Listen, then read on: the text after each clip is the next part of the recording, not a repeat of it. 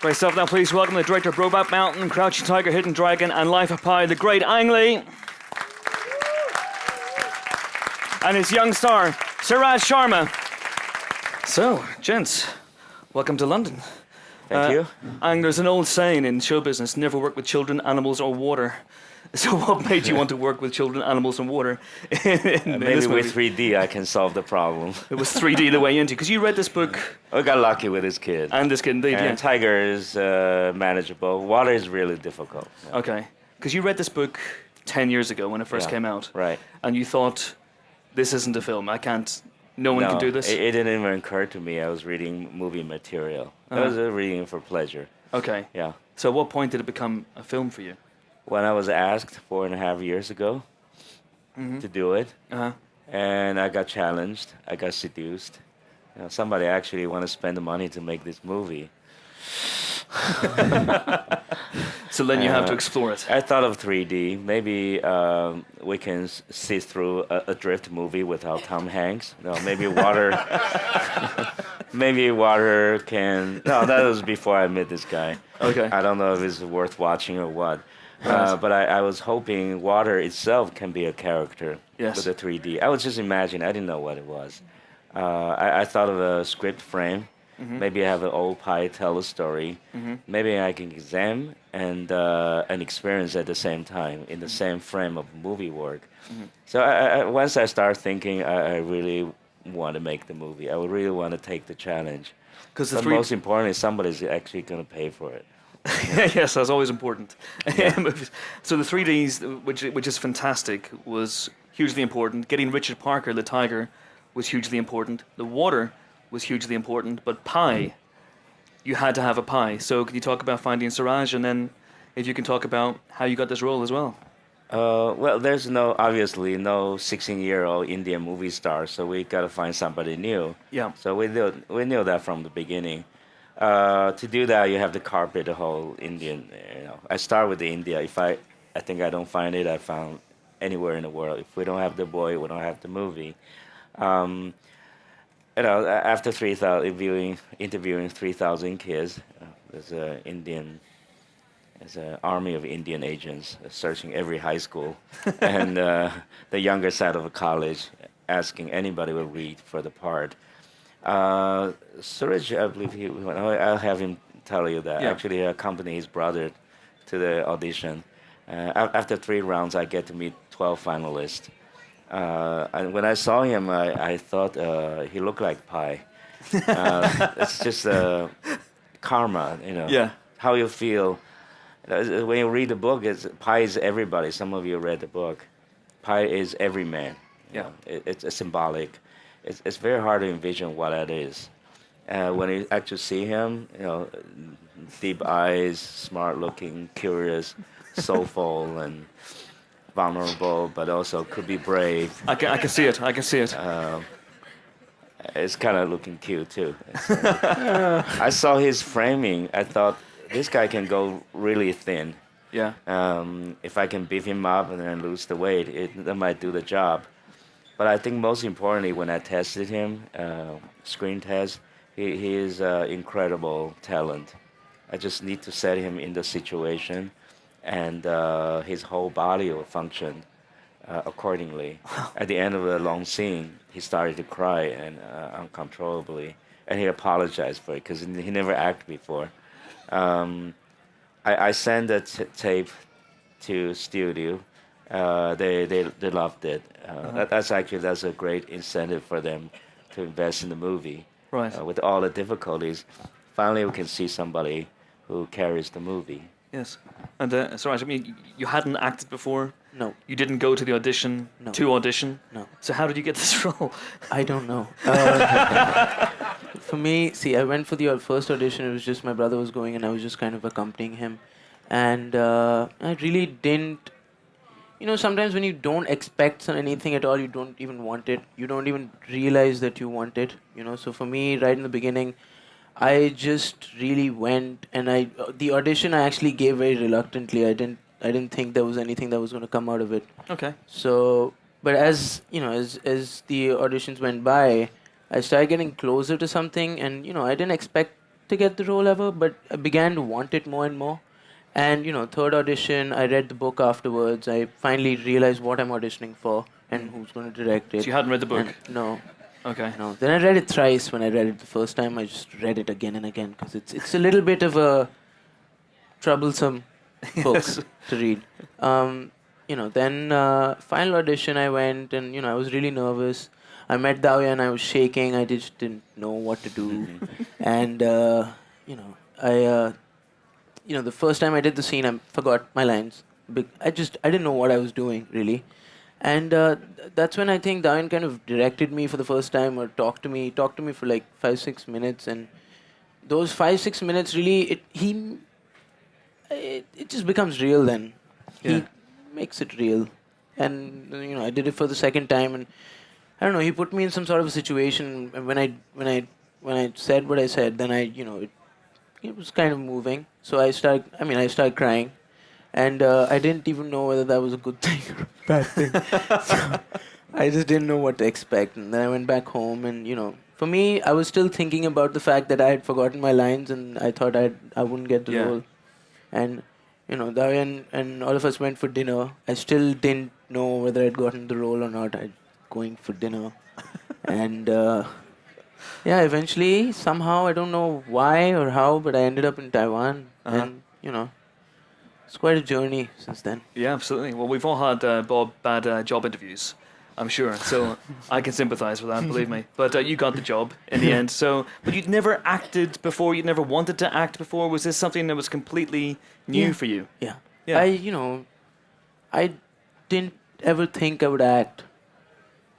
So you had no heroes growing up, no actors that you wanted to Well, emulate? everybody who's watching, every person watches movies.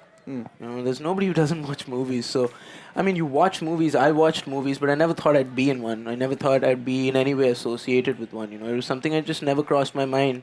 And now it's the only thing on my mind. Excellent. And Ang, did you let Suraj know what he was letting himself in for? So there's lots of water, there's lots of acting against nothing. Gradually. Gradually. I don't want to intimidate and scare him in the first meeting. And I asked him, when I decided he is Pi, I asked him, did he swim?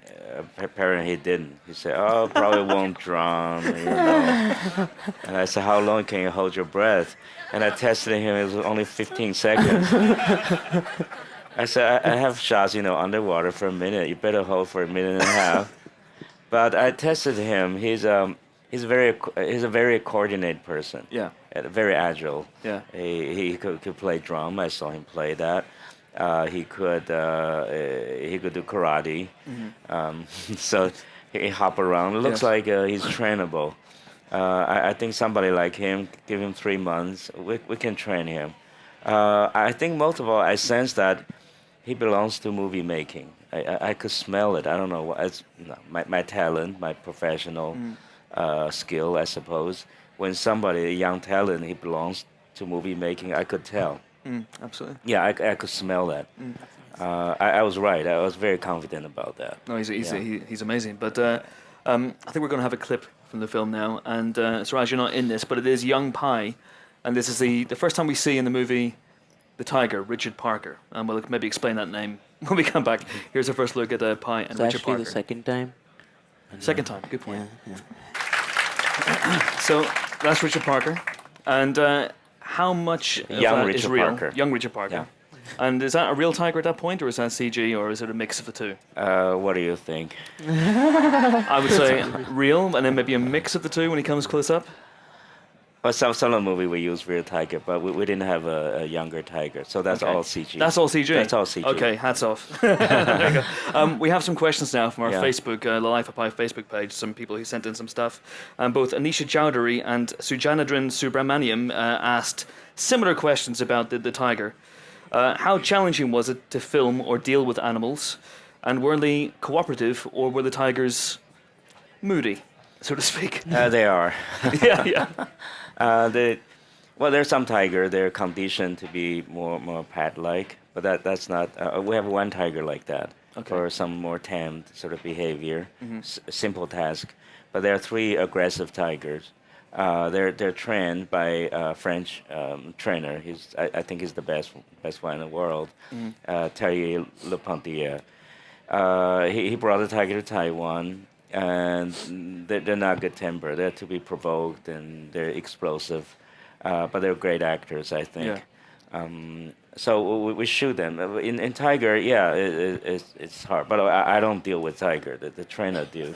We're outside watching and figure out a way to photograph them. Okay. We get what we can. Okay. 23 of those shots made it into the movie. With But we tigers. shot numerous, weeks and weeks, every day we shot a lot for weeks. From the shooting, we learned a lot about tiger behavior, how their hair catches light and how every muscle moves, their intentions, along with the help of explanation of the tiger trainer. We learn a lot about tiger. One thing that's very important for us, regardless how good we can make it, how real we can make it, I don't want anthropomorphism. I don't Yes, want the yes. animator project their own self into the tiger's body. So unlike I want Hulk. a tiger. Yeah. You weren't. You Tiger weren't. was You weren't Hulk. doing it I yourself. was Yeah. Hulk. Yeah, I would put on a suit and do the Hulk. But I don't want that. I think it's important to be loyal to the book and treat tiger as tiger, Yeah. which represent nature. So respecting and learn the tiger, learn from them, copy them, shooting a lot of references and being analytical about that. Yeah. That's the very important beginning for us. And the rest we take a year and a half to finesse, to make the tiger come to life. Even when it looks really real, that's just science. No, to bring it to life, to art, that's the next step. A lot of guessing, try and errors. Because the movie is about faith in many, many ways. Did you have to take your own leap of faith, just hoping that the tiger would look good and everything would look fine in the end? Or were you The confident? time I decided to take the job, that was a leap of faith. Yeah. I think for the film company, 20th Century Fox, to put that into my hands, I think that took a leap of faith. And knowing this young man, there are certain parts I think is a leap of faith. Once you make the leap, you don't really think about that much. Okay. Just try to get the scenes work. Indeed. And Suraj, I presume you were never in a boat with a tiger Nope. at any point. Physically, no. Yeah. Emotionally, yes, but Yes. physically, no. Yeah. Was that something that did you ever want to get close to the tiger? How close Yeah. did you get? Well, I never got really close, but I want. See, it was like this, every day you're imagining Richard Parker on the boat. You get to a point, because you're doing it every day, all day, you get to a point where in your head, he is on the boat, technically. In your head. But, it gets frustrating because he's not there, And in your head, you start really, you like Richard Parker, he's become your companion inside of your head, he's become your friend inside your head. And then you really start wanting a tiger on the boat. But, it's dangerous and stuff, but... Yes. I can hear how far they are quite dangerous, yeah. So what were you looking at whenever you were imagining the tiger? Well, when there's physical contact, then it's either blue man, blue pillow, Blue sandbags. blue sandbags. But most of the time, it's a spot on the camera Okay. or something like that. Usually, it's nothing. Okay. But honestly, when there's nothing, it's easier to imagine something out of nothing as opposed to imagining a blue man as a tiger. Yes. That's kind of hard, actually. I can imagine it is. Let's take a look now. We've got a second clip. This is our first look at the adult Richard Parker and Suraj's pie. This is after the shipwreck sequence, the astounding shipwreck sequence. If you can run that clip, that'd be great. Thank you. So there, I think we saw the tiger and the water as well. And we have another question from Facebook here from Reinal Patel, who says, how did you make the effects look so realistic? Water, there's a lot of real water. You worked in a large tank, I believe, but there's a lot of CG water as well. I think the best way to go about visual effect is you blend it with real things. Whether it's the tiger, you blend real tiger with a CG tiger, or water. We actually shot in the wave tank, so the boat behave and in touch with the water feels real. Then we do extension with the CG works. So I think that's the best effect. And then when it's pretty perfect, I have to worsen the shot sometimes. Really? Yeah, because when you're dealing with water in our impression, it's very hard to shoot. If things look so perfect, then you don't believe it. You don't believe we can shoot that well. So sometimes I have to mess up the shot. That's somehow is the biggest art of all. Okay. Is to mess it up so it fits your imagination with your experience. So it takes a lot of patience. But that's all fun. I think making an expensive movie, there's a lot of pressure. That's the negative side of the experience. But to me, spending a long time perfecting every visual effect shot to create art from there, that's just sheer pleasure. There's only upside to that. Indeed. Yeah. And Suraj, I mean, working with water, you got wet an awful lot in this movie. You couldn't swim beforehand, but you didn't drown, which is a good thing. But how difficult was it working in those conditions? See, it was the first 3 months in Taiwan is when we started training, and that's when I learned how to swim. Those 3 months kind of set me up for the whole thing. And after that, we never really. It was like this. Daoyan made me do all these different things, and he trained me in all these different aspects. Be it the acting, or be it this. You need to learn some survival skills, filleting fish. You need to learn how to be comfortable with water, swim. But when we started shooting, he told me to forget all of that, which was the weird part. Easier said than done. Well, it makes sense because then you're more natural with the whole thing. I don't know. It just but at the end of it, I loved water so much that it didn't bother me at all, really. Okay. And that tank kind of became home because you spend so much time there, and you get to know every little bit of that. The boat, the tank. It all became one thing. So being wet, well, you're stuck in the middle of the ocean. You're going to be a little wet, I guess. We have one more Facebook question from Han Sang, who asks, both of you actually, what was the most difficult moment to film overall? There's a boat, the freighter sinking scene. It's a big sequence in the movie. That was by far the hardest. Nobody take 3D camera out and bang them like we do, making water movies. It's very hard to maneuver around water when you're not really grounded. That sequence took, the first day we shooting was day 2. And the last shot we did, I remember it was on the clipping board, day 78. So of course, not necessarily every day we're shooting it. But a big portion of our shooting is devoted to that. Big waves and things clashing. There's water and the weather, the temperature differences that create fog and the 3D lenses we couldn't figure out. Really? Yeah, there's so many things we couldn't figure out what to do. I've never experienced something like this, like 12 hours. It happened a few times. Of the whole shooting nights, we didn't get anything done. Really? Yeah, it was pretty painful. Oh my God. And this young man's in the middle of the rain. 100 people suffer along with us with the situation. Was it the same for you? Was that the most difficult scene to film?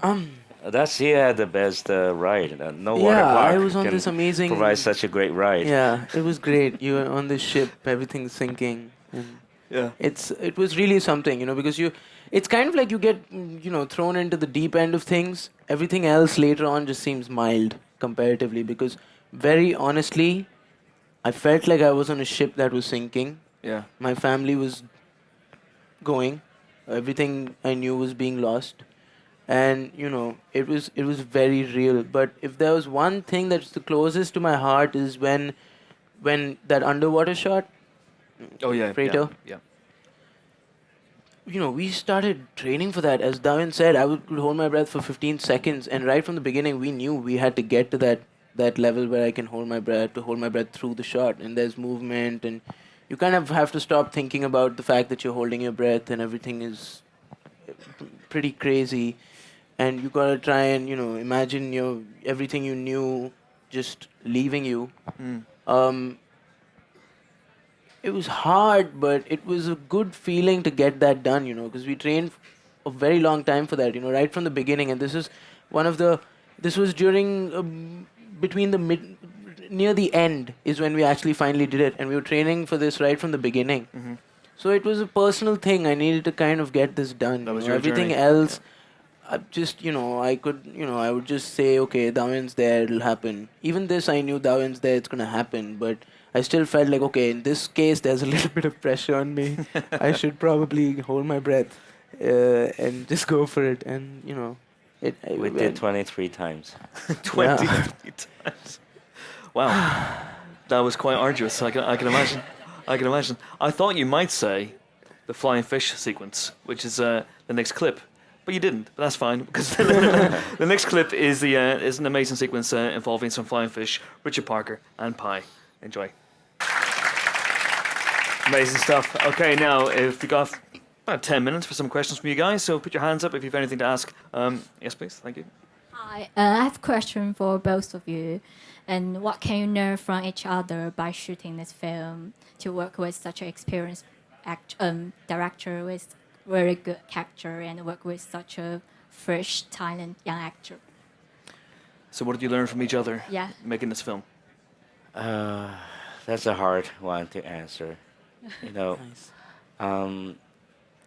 I never give that a thought. I always thought in training him, shooting him, I'm educating him, I'm directing him.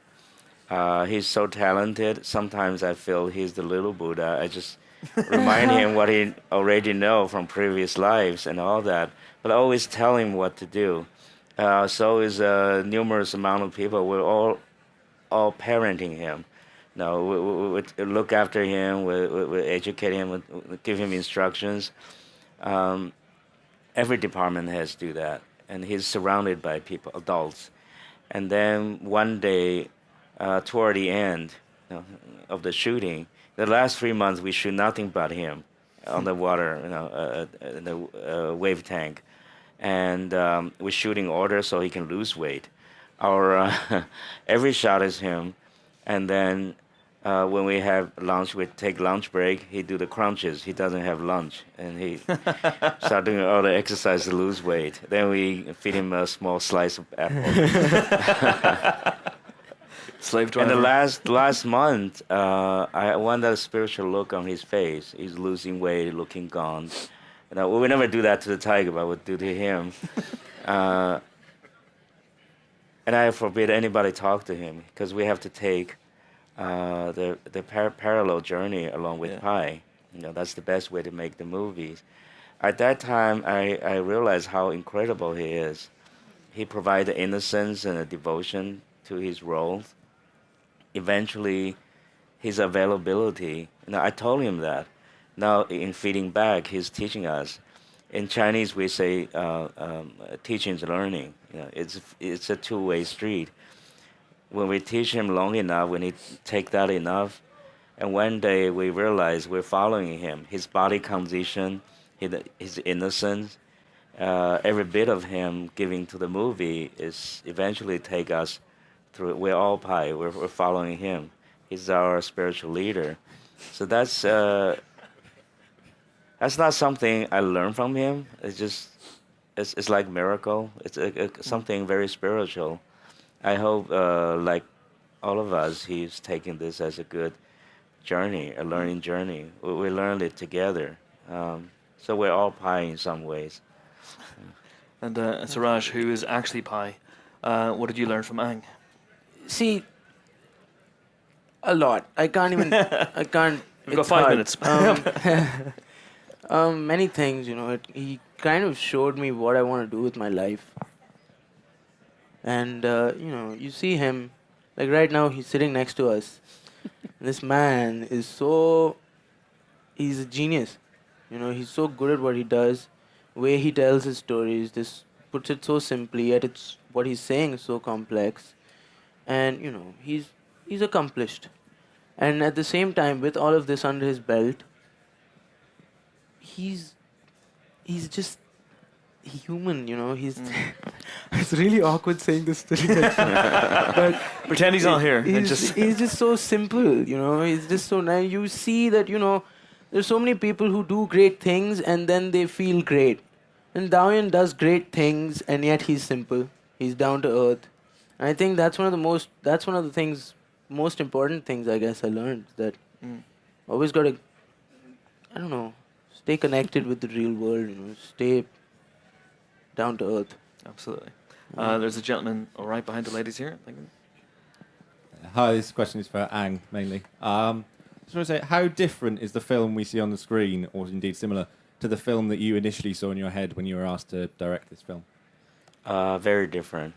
No. Actually, unlike the other movies, I rehearse the scenes with the actors. Then I decide how I want to cover them with the camera. That's how I was trained, how I like to make movies. With this, because it's so lonely, and Richard Parker can be an obstacle to him, can also be symbolic to him. So there are so many ways to go about it. It is quite abstract, and the images are so expensive, so hard to go about it. So I have to actualize it by pre-visualization. That's really a stress for me. But I did do a pre-visualization. All the ocean part I did. I spent a year. So I sort of made the movie before I make the movie. So in that, I dare say, I did have a plan. Yeah. I can act like a dictator and really ask what I want. But that's not how filmmaking and the journey to Pi is. When you go about it, you're just humbled by how much you can produce, and things keep changing on you. Unfortunately, they say no pain, no gain. Usually, spirituality and inspiration come through suffering and pain, and somehow, while you're negotiating with reality, something else happens. It'd be a crime if you stop that and say that's what I was thinking. I insist on that be dictatorship, and not be wise, not being organic in approaching artistic effort. I think it's important. You're prepared. And then the whole thing is about you prepare for improvisation. It's like I prepare him to be Pi. By the time we're shooting, I'll tell him, forget about what I told you. Pretend I didn't say anything. Let's start from scratch. It's pretty much like that. Yeah. I think the same thing with faith, too. You know, you can't, if you just leap into it and believe in it, I think that's blind faith. That's kind of dumb and superstition. You have to do your homework, diligently figure things out, do your part of thinking. When you find there's a limitation, then you improvise, then you embrace the unknown and the abstract. That we call a leap of faith. I think you need to do both. Well, sadly, we're out of time, so maybe another time. But thank you so much for coming. Life of Pi is out on December 20th. Go see it in 3D if you can. It is astonishing. But thanks for coming. Thanks for your questions. Thanks most of all to Ang Lee and Suraj Sharma. Thank you. Thank you.